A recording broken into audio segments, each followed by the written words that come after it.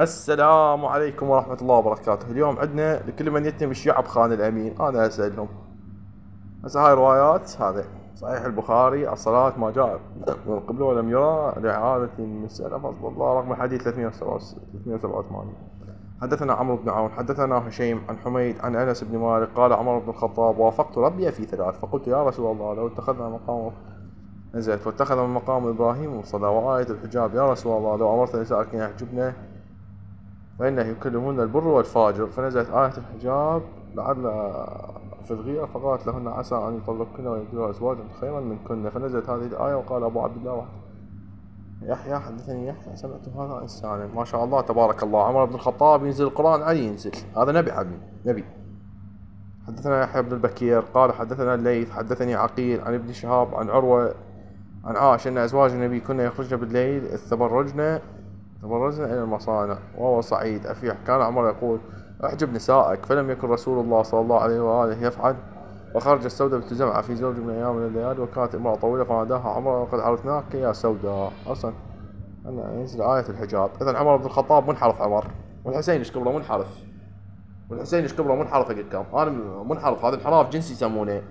يبوع على مرأة وهي تخطاف شنو هذا بس افتيم هذا منين هذا إلا إذا كان يبوع على نساء النبي هو.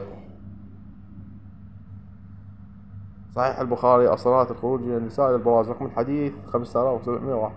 حدثنا إسحاق أخبرنا يعقوب بن إبراهيم حدثنا عن أبي صالح عن صالح عن ابن شهاب قال أخبرني عروة بن الزبير بن عائشة زوج النبي عمر بن الخطاب يقول أعجب نسائك فلم يفعل وكان أزواج يخرج رسول الله وقضى. كانت امرأة طويلة وفراها وهو في المجلس وعرفنا كسودة بنت زمعة عسى أن ينزل آية الحجاب. زين هسه هذا نفس الناس بس بشكل شوية جديد الصراحة والله. أقول لكم شغلة لا لا هذا دليل على شنو مو على الانحراف الجنسي لا لا لو أنا غلطان. هاي التعليق لكم والله أنا ما راح أحكيك. البخاري الأدب والمفار باب أكل الرجل رقم الحديث ألف. حدثنا الحميدي قال حدثنا سفيان عن مسعر عن موسى بن أبي كثير عن مجاهد عن عائشة كنت آكل مع النبي فعسينا عمر فدعاه فأكل يده فأصبحت حسن لو أطاع فيكن ما أرتكنا غير فنزل الحجاب. صحيح والحديث صحيح. حدثنا عقبة بن مكرم العمي حدثنا سعيد بن عامر عن جويرية بن أسماء أخبرنا عن نافع عن ابن عمر أنه وافقت ربي في ثلاث مقام إبراهيم والحجاب وأسرى بدر. ما شاء الله تبارك الله ينزل علي نواح ينزل. حدثنا يونس وعفان حدثنا حماد يعني ابن سلمة عن علي بن زيد قال عفان أخبرنا علي بن زيد عن يوسف بن مهران عن ابن عباس أن رجلا من عمر امرأة جاءت تبايعه فأدخلها للدولج فأصابت منها دون الجماع ويحك لعلها مغيبة في سبيل الله فقال فات أبا بكر فأسأله ولعله مغيب في سبيل الله فقال قول عمر ثم آتى النبي فقال له مثل ذلك على وهو مغيب في سبيل الله. ونزلت الآية وأقم صلاة الظهر وزلفان الليل إن الحسنات يذهبن عنك. وفي آخر الآية قال رسول الله خاصة الناس فعمل فضرب عمر صدره في يده ولا لعنة بل على عامة الناس. ووقف وجاءت تبايعه فأدخلها الدولج فأصابت منها دون الجماع. هي كلام كله فاحش. مسند أحمد مسند المكثرين من الصحابة عن باقي المسند رقم الحديث 5438. حدثنا أبو عامر حدثنا خارج بن عبد الله الأنصاري عن نافع بن عمر عن النبي صلى الله عليه وسلم أن الله عز وجل جعل الحق في قلب عمر ولسانه وقال ابن عمر ما أنزل أمر قط إلا فقالوا فيه وقال عمر بن الخطاب وقال عمر لا تنزل القرآن إلا على نحو ما يقول عمر. ما شاء الله تبارك الله. نوبته من يجونك تقولهم بأن الإمام علي بس ما يدح شيء تعليق لكم والله صراحة. والحسين الشكبراني ولا صدق بهاي الروايات كلها هذا دجل وكذب هذا على العالم. حدثنا ابن عمر عن هشام عن أبيه عن عائشة خرجت سودة لحاجتها بعدما ضربوا عليها الحجاب وكانت امرأة تفرغ الليل جسمها فوافقها عمر فأبصرها فناداها يا سودة والله إنك تخفين علينا فقد ضري كيف تخرجت وهي تصنع.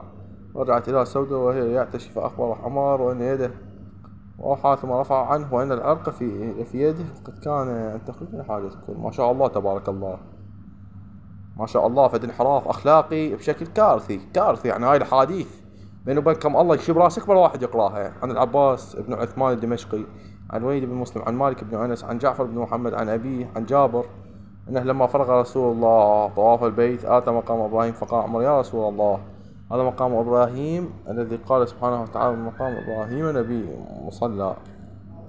فقلت لمالك هذا قراها واتخذ من مقام إبراهيم مصلى. ما شاء الله.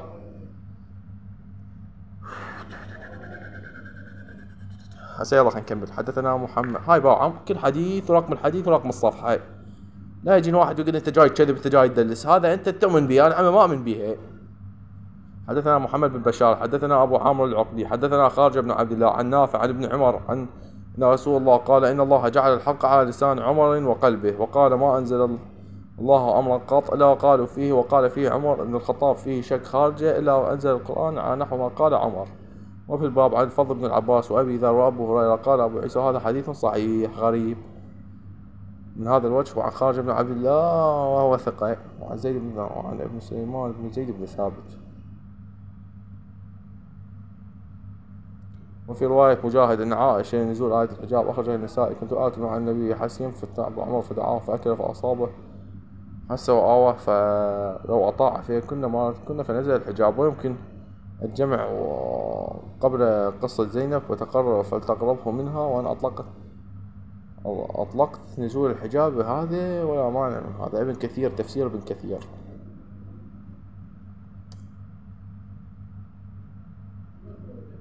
نفس الحديث بالضبط.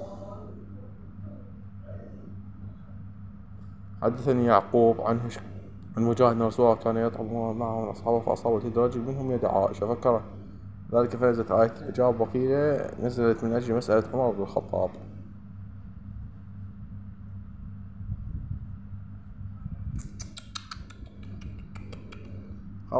خرب هسه شلون يغلط هسه بس حرام اخلاق ما تسمح لي اكون وياكم صريح شويه. هاي الروايات وهاي الحديث شنو الحكمه منها ضل. هسه يلا خلينا نقرا لكم سنه هذا. حدثنا ابراهيم بن بندر الاصبهاني حدثنا محمد بن ابي عامر العدناني عن سفيان بن عيينه وعن موسى بن كثير وعن مجاهد عن عائشه كنت آكل مع النبي حسين فدعاه فأصابت إصبعه أصبعي فقالت حس واه فيكن ما رأيتكن فنزلت آية الحجاب ولم يروا إلا مستعر سفيان بن عيينة. رقم الحديث 2900 والطبراني ما كنت أذكر المصادر هي المصادر واضحة ترى. موافقات أخرى عن عروة بن رويم لما أنزل الله ثلاثة من الأولين وقليل من الآخرين بكى عمر قال يا نبي ومتى رسول الله وصدقناه ينجو بقليل منا فأنزل الله ثلاثة من الأولين وقليل من الآخرين فدعاه عمر وقد أنزل زينها ثلاثة من الأولين وقليل من الآخرين. احنا شو راح نعرف تفسيرها؟ من اللي يمتلك علوم تفسير القرآن؟ عمر بن الخطاب لو الإمام المعصوم؟ بس أسأل سؤال للجاي يتابع هسه الحسين ايش كبره؟ ما ادري بعد. حدثنا عن ابن كثير مر عمر وهو عاش كان حسين فدعاه. هاي قلناها نفس الحديث.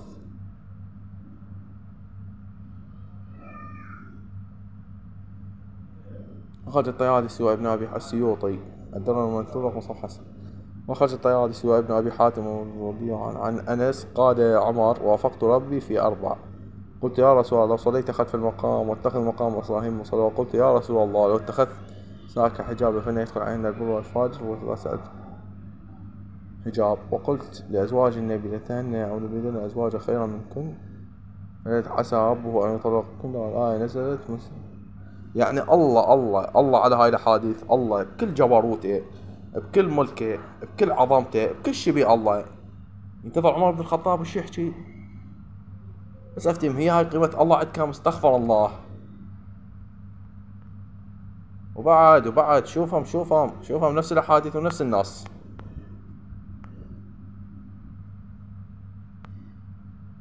هسه المهم راح اقرا لكم اخر حديث وهذا اخر حديث ان رسول الله يعني نفس الأحاديث شوفهم بالضبط. المتقي الهندي كنز العمال الجزء 4 صفحة. هذا آخر. حدثنا سليمان بن أحمد حدثنا إبراهيم بن بندار الأصبهاني حدثنا محمد بن أبي عامر عن سفيان عن مسعر عن موسى بن أبي كثير عن مجاهد عن عائشة كنت آكل مع النبي حسين في قاع فدعاه فأصاب أصبعي فأقلت وأحس واه لو أطاع ما رأيت كنا عين. ها هي مبروك عليكم على اتباعكم لهذا النبي الجديد، والله نبي هذا الصراحة.